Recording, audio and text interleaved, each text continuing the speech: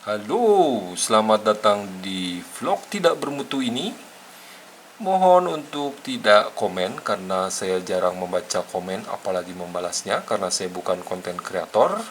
Dan mohon juga tidak subscribe karena saya jarang mengupload video setiap waktu. Kalau kalian suka silahkan klik like, atau bila tidak suka tidak perlu klik like, cukup dengan klik dislike. Dan tidak perlu juga membagikan video ini karena video ini tidak bermutu. Lebih baik membagikan video yang lebih bermutu. Jadi di depan saya ini adalah slip gaji Carbonize. Saya sudah bikin first impressionnya waktu buka paket. Melihat slip ini mungkin ada di video saya sebelumnya, dan saya terangkan sedikit bagaimana cara printnya. Nah, ini adalah format slip gaji menggunakan Microsoft Excel. Jadi slip gaji ini saya bagi dua, bagian dalam, bagian rincian, dan bagian atas. Ini hanya keterangan karyawan, karena layout kertasnya seperti ini. Nah, jadi harus dibagi. Di bagian atas ini adalah detail karyawan, dan di bagian bawah ini adalah detail gaji karyawan. Jadi saya lihat satu-satu. Kalau di bagian detail karyawan, di sini ada namanya perusahaannya, alamatnya, nama tokonya atau apapun. Ini adalah keterangan si pemberi gaji. Nah, bisa dengan logo, tanpa logo. Dengan logo nanti akan tercetak hitam karena menggunakan printer dot matrix seperti ini. Dia tidak bisa berwarna ya. Jadi nanti logo akan tercetak hitam. Di sini nama pemberi gaji, toko atau perusahaan atau tempat bekerja. Ada alamatnya atau tidak alamat. Ini totali 100%, tidak ada bakunya, sesuai keinginan.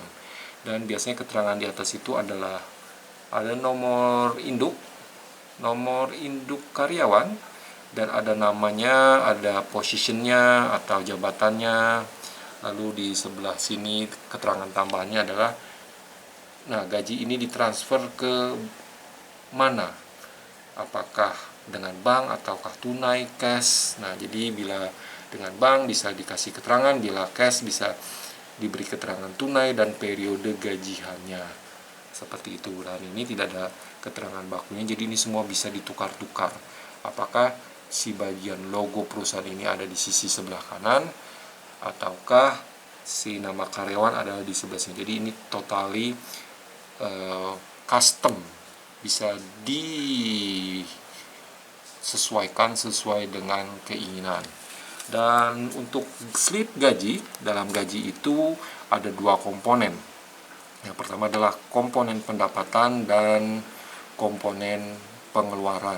Kalau bahasa Inggrisnya ini nih, income dan deduction. Ini saya mintanya yang bahasa Inggris ya. Jadi di dalam pendapatan itu nanti di breakdown ada gaji pokok, ada tunjangan posisi, tunjangan komunikasi, tunjangan ini segala macam, makan, rumah, bonus, overtime, dan BPJS. BPJS itu ada dua, BPJS Ketenagakerjaan dan BPJS Kesehatan. Kenapa BPJS ini ada di income? Karena perusahaan punya kewajiban membayarkan sekian persen BPJS karyawan. Jadi pembayaran karyawan itu dimasukkan ke income, seolah-olah karyawan mendapatkan tambahan, padahal ini akan dikeluarkan. Karena yang dibayarkan pada BPJS yaitu adalah BPJS kewajiban perusahaan dan BPJS kewajiban karyawan. Jadi di sini ada pengurangan, nanti di situ ada koperasi, ada hutang, ada pajak. Nah, di sini kita bantu untuk menghitungkan BPJS Ketenagakerjaan. Kalau BPJS Ketenagakerjaan dan BPJS Kesehatan itu rumusnya satu. Berdasarkan gaji yang kita terima setiap bulannya selalu tetap. Misalkan komisi komisi bulan kemarin dan komisi bulan sekarang berbeda tergantung penjualan kita. Karena nilainya fluktuatif, maka itu tidak bisa dijadikan dasar perhitungan BPJS. Harus pendapatan yang nilainya selalu tetap dari bulan ke bulan. Itu untuk dasar menghitung BPJS. Nah, untuk pajak atau PPh 21, pajak penghasilan itu dasarnya adalah, pertama adalah status pajak. Kalau kamu single pasti berbeda dengan kamu menikah. Kamu menikah pasti berbeda dengan kamu menikah dengan 2 orang tanggungan. Jadi harus tahu dulu statusnya. Kalian menikah atau single atau berapa tanggungan. Setelah itu untuk menghitung persentase dari ini tax. Nah, jadi semua uang yang kamu terima dari gaji harus sudah dipotong pajak. Jadi harus dihitung dulu berapa totalnya bulan ini. Lalu karena tadi ada poin pertama ada status pajak, dikurangilah karena seperti kita dapat subsidi 54 juta per bulan untuk single.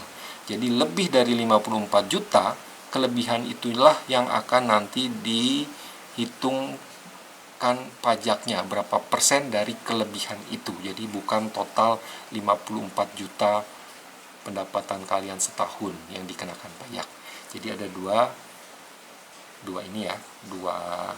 perhitungan di dalam. Setelah ditotal, barulah nanti di situ ketemu take home pay. Dan karena ini sudah komputer di-generate oleh komputer, yang hasil jadinya nanti sudah seperti ini. Jadi di sini sudah tidak memerlukan lagi tanda tangan atau stempel basah. Jadi untuk yang model seperti ini, computerized, tidak membutuhkan tanda tangan dan stempel basah. Oke, terima kasih sudah nonton.